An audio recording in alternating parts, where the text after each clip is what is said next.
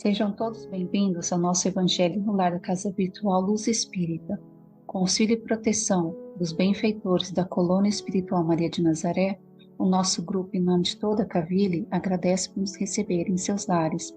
A nossa equipe está composta pela nossa irmã Célia, com a prece inicial, pelo nosso irmão Ney, com a leitura do capítulo de hoje do livro Vinha de Luz, e seguindo os comentários da nossa irmã Célia por mim, Cris. Vamos emanar boas energias para levar luz e conforto aos lares materiais e espirituais, bem como toda a espiritualidade protetora presente, onde quer que se encontre, harmonização dos lares, fluidização das águas. Lembrando que deve ser um recipiente exclusivo para cada pessoa ou animal, pois os remédios espirituais são colocados de acordo com a necessidade de cada um. Solicitamos a nossa irmã Célia para conduzir a prece inicial. Amado Pai, nosso querido irmão maior, Jesus e nossa Mãe Maria,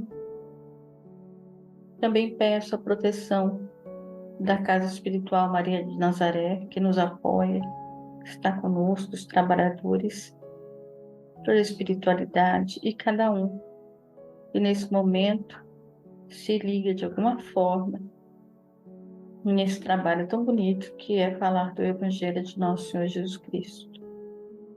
Pedimos que nossos corações se abram para o aprendizado de hoje e que ele fique iluminando o nosso caminho todos os dias, brilhando dentro do nosso coração. Que assim seja.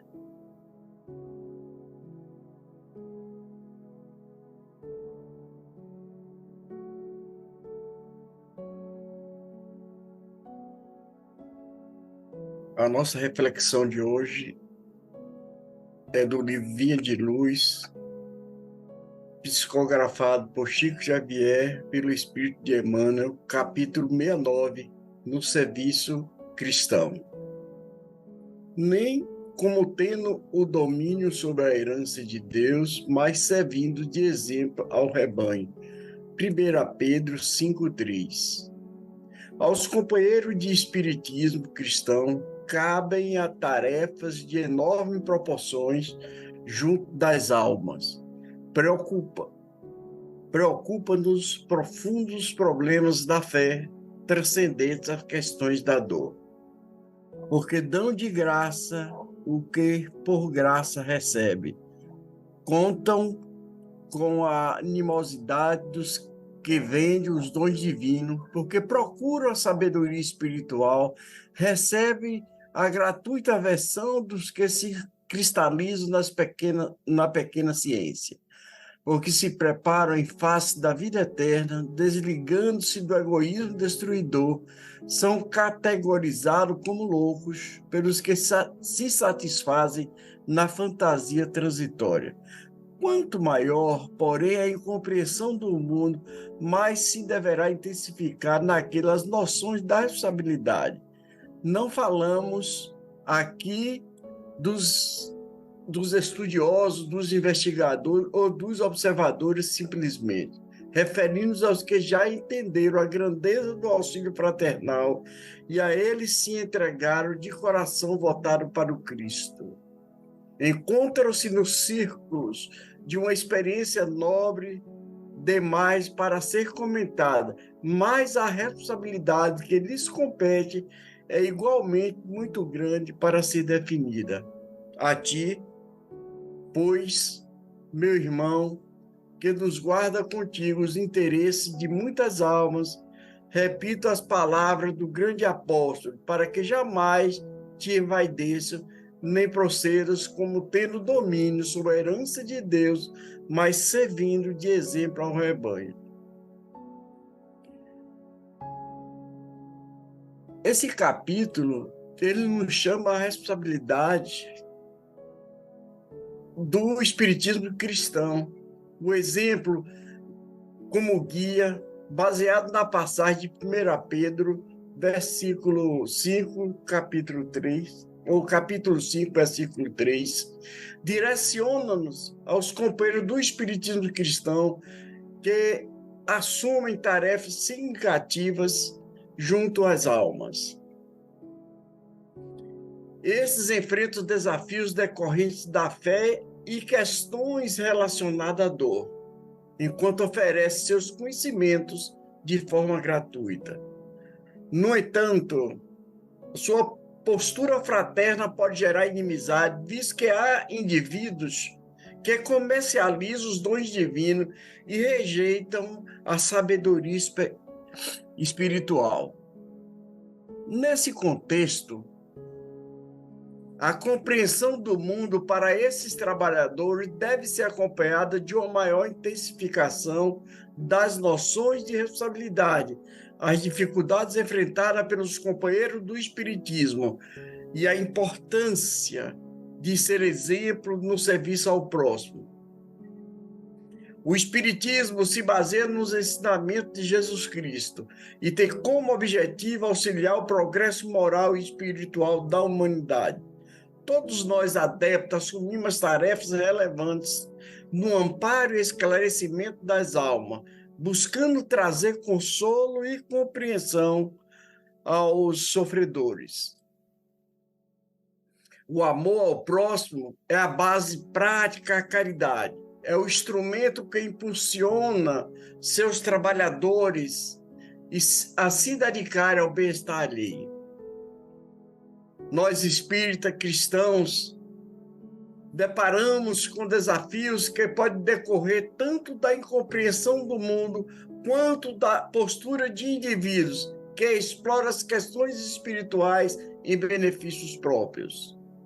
Ao oferecer seus conhecimentos de forma gratuita, podem ser desvalorizados ou até mesmo ridicularizados pelos que buscam lucrar com os dons divinos.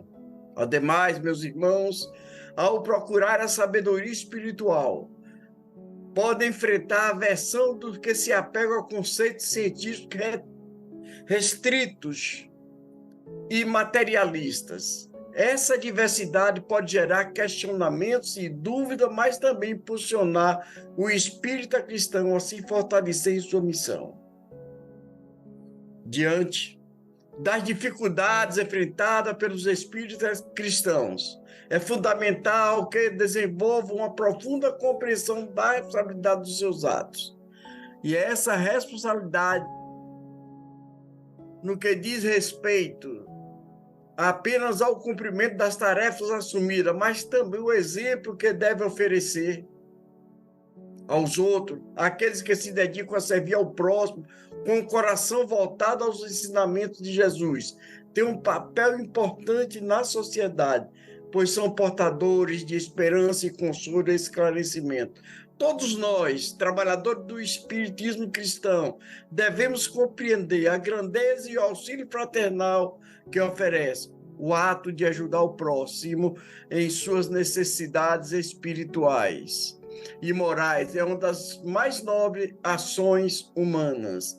Esse auxílio transcende as questões materiais e efêmeras, direcionando a todos nós na construção de um mundo mais justo, amoroso e compassivo. Prosseguindo a nossa reflexão sobre a importância realmente de internalizar e praticar os ensinamentos de Jesus Cristo, em vez de apenas ouvi-los de forma superficial. Ele cita uma passagem do Evangelho de Lucas, que está no capítulo 9, versículo 44, onde Jesus diz: "Ponde vós essas palavras em vossos ouvidos." Ele aponta e enfatiza que muitas pessoas ouvem as palavras do Cristo, mas poucas realmente internalizam e absorvem suas lições e as colocam em prática e aplicam em suas vidas. Emmanuel, ele fala que não se trata apenas de memorizar as palavras superficialmente, mas sim de entender os princípios subjacentes e permitir que eles encontrem um lugar especial em nossos corações. Ele critica aqueles que frequentam círculos doutrinários cristãos e participam de atividades espirituais, mas não conseguem sintonizar suas mentes com o verdadeiro espírito cristão. Em vez disso, ele se concentra em suas próprias preocupações e inquietações inferiores, demonstrando um descompasso, desejos egoístas e agindo de forma distante do verdadeiro serviço justo. Ele menciona que muitos procuram apenas falar com Deus em suas orações, impondo suas vontades, fazendo promessas vazias, em vez de realmente ouvir e acolher os ensinamentos divinos. E essa atitude, de acordo com Emmanuel nos traz, resulta em fracassos e desilusões, esterilidade, dor, despertando a alma para as realidades eternas. Pois bem, a mensagem do capítulo é um apelo para que as pessoas coloquem as palavras de Jesus em seus corações e ouçam com sinceridade seus ensinamentos e sigam a direção que ele indicou. A referência ao próprio vento possui uma direção, sugere a todos nós que Jesus não transmitiu seus ensinamentos por acaso, mas com uma intenção específica para que fossem compreendidos e praticados com sabedoria e amor. Gratidão. A tarefa enorme de proporções junto às almas, profundos problemas de fé e transcendência da questão de dor. Nosso trabalho todo dia é pautado e precisa ser pautado na caridade, porque ela é necessária quando lidamos com as outras pessoas. Precisamos ter a caridade de ouvi-la, de compreender ela certa ou não, o estágio de evolução em que ela está, e podermos abraçá-la, confortá-la e dizer, se preciso, uma palavra de conforto, não vazia, mas uma palavra recheada pelas nossas ações. Essa pessoa, nos conhecendo o nosso trabalho, vai confiar que não é apenas palavras que falamos, mas são atos verdadeiros, uma caridade sincera daquilo que nós podemos fazer naquele momento. Nós espíritas, trabalhamos com os espíritos. E os espíritos encarnados são almas, são os nossos irmãos de caminhada, os que nos procuram nos centros espíritas, ou virtualmente, ou amigos que encontramos. E é preciso dar realmente de graça toda a bênção que nós recebemos. Nós recebemos muita luz, nós recebemos muito mais do que a gente pode imaginar. É colocado na nossa mente conselhos, caminhos não mais fáceis, mais corretos de seguir, e se nossa sabedoria, se nosso coração for firme, nós enxergamos. E trilhando dessa forma, podemos auxiliar melhor os nossos irmãos, as almas encarnadas ao nosso redor, no ônibus, na escola, no nosso trabalho e principalmente na nossa família, que é o primeiro núcleo de trabalho, é o primeiro núcleo de encontro de almas ali e de trabalho efetivo, quando é reunido todo aquele grupo familiar para se trabalhar o amor, a destruição de laços negativos, a consolidação de um futuro com vínculos profundos. Então, como é bom a gente poder ter essa experiência de fazer o bem, de retribuir um pouco aquilo que Cristo nos deu, aquilo que Cristo nos dá. O Evangelho dele é vivo.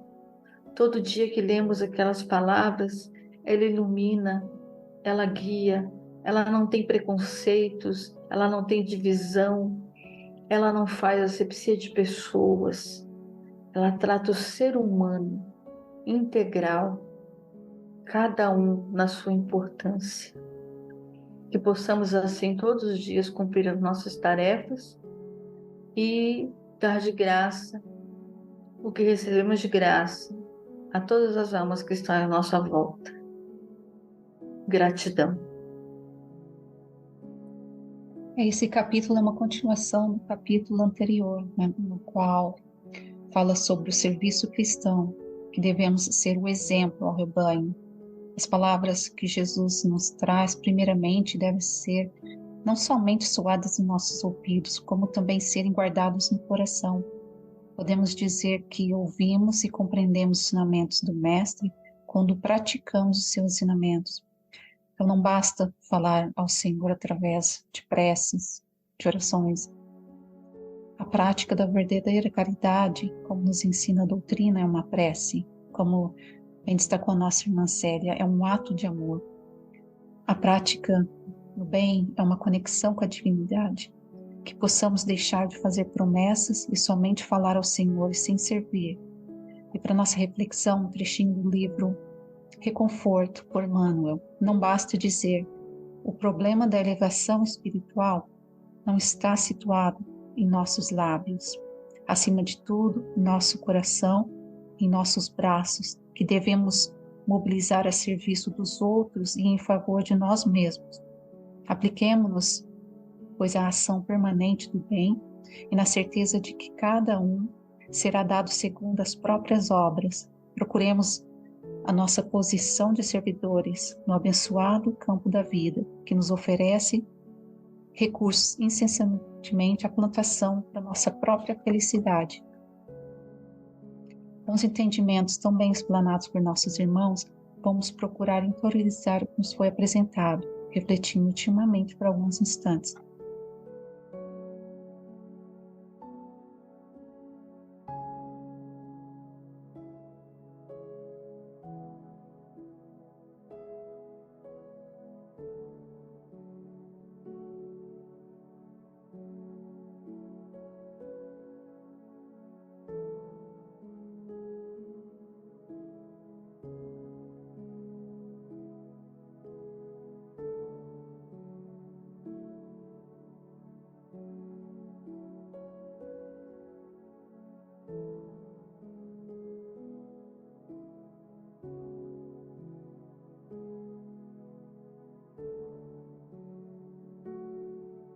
Elevemos os nossos pensamentos a Deus e, com o auxílio dos Espíritos de Luz da Colônia Espiritual Maria de Nazaré, pedimos paz e harmonia para todos que estão conectados conosco neste momento de amor, bem como a emissão de boas energias aos nossos familiares, irmãos encarnados e aqueles que se encontram no plano espiritual.